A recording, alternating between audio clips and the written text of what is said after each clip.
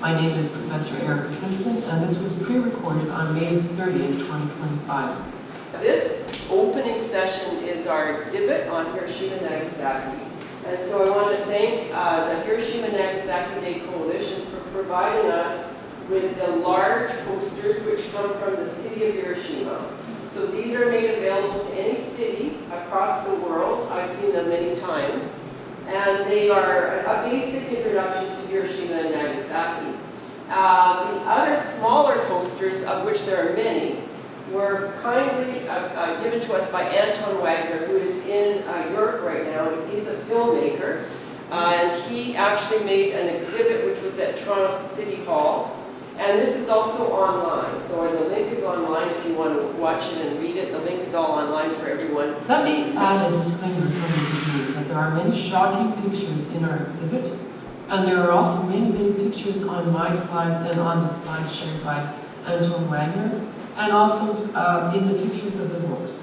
So please be aware of those graphic images. Let me start by talking about the largest conventional bombs during World War II and the Hiroshima TNT relatively small bombs, and then now, of course, the megaton bombs with huge millions of tons of TNT capable of blowing up the entire world. My name is Rose Dyson.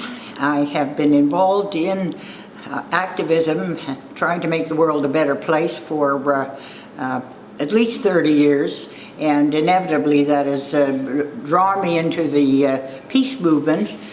My name is Colton Stevenson. We often talk about Japan, and we focus on Hiroshima and Nagasaki, the sites of the two first and only uses of nuclear weapons in a war by the United States against Japan on August 6th and August 9th, leading to the defeat of Imperial Japan and the end of World War II. This is the anniversary of the dropping of the Hiroshima bomb. It is something that is still very much in need of greater attention. The profile of the nuclear problems have to be raised. There are other intervening factors that have pushed the need for nuclear disarmament into the background. The treaties are not making quite as much progress as we would like, but hope springs eternal.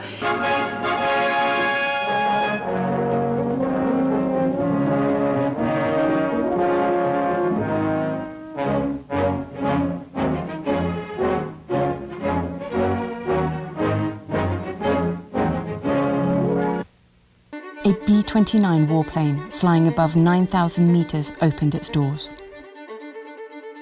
Over the next 43 seconds, a weapon of meteoric force hurtled toward Earth.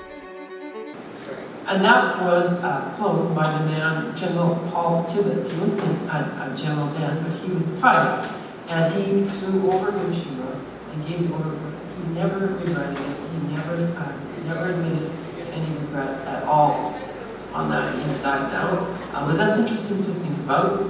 We're not trying to just talk about Hiroshima and Nagasaki. We're trying to talk about nuclear testing around the world. It's crazy to think that 80 years ago, 200,000 plus people instantly died at the same time in one moment. Fortunately, it's been the only occasion of nuclear weapons ever being used, but that constant fear of them going off whenever is ever present, especially recently with the geopolitical situations in the world. It got a little bit more complicated in the last few years since COVID. It's very scary to think about that they're always an everlasting presence. And this leads to questions about was the bombing necessary? These are questions that I raised in the Hiroshima and Nagasaki exhibit, and we could talk about in a discussion or in a Q&A. So there's many issues to think about. Was it actually necessary to end World War II by using atomic weapons? The extent to which state terrorism is becoming more intense. If you mean by state terrorism sort of a policy to go out and create havoc in another country or a perceived enemy state, that does have to be kept in check in some way. It seems to me that as many international alliances as we can come up with in the world is going to be a good thing, and will mitigate some of the state terrorism that can become such a problem. And in that context, I'm not only thinking of NATO, but like the British Empire and the Commonwealth of Nations, or various other organizations. Having said that, I'm aware of the controversy surrounding international trade, but perhaps the ethical components haven't been strong enough in how this is conducted, which has been a problem for us.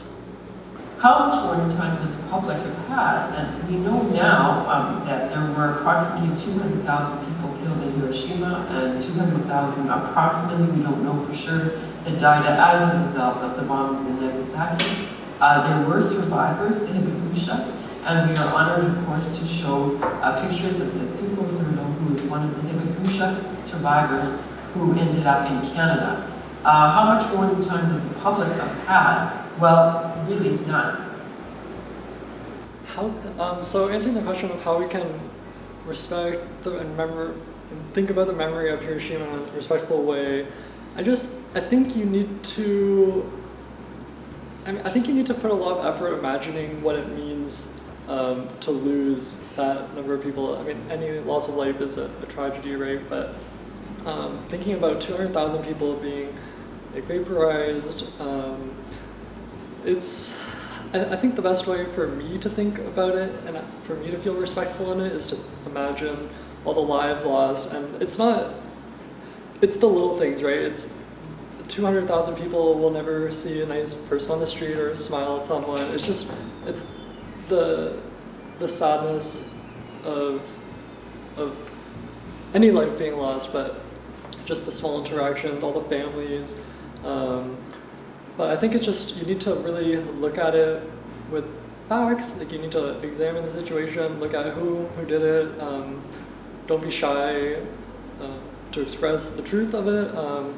But it's just really about looking at it with empathy and understanding that of this great tragedy that America and the Western countries did to Japan. I think that's the answer for me, is just you have to really consider what happened there. And it's easy to think about 200,000. That's an easy number, but it means nothing in our head because humans aren't really good at imagining big numbers, right? You just have to think about every like coffee date. I mean, stuff like that. It's unimaginable.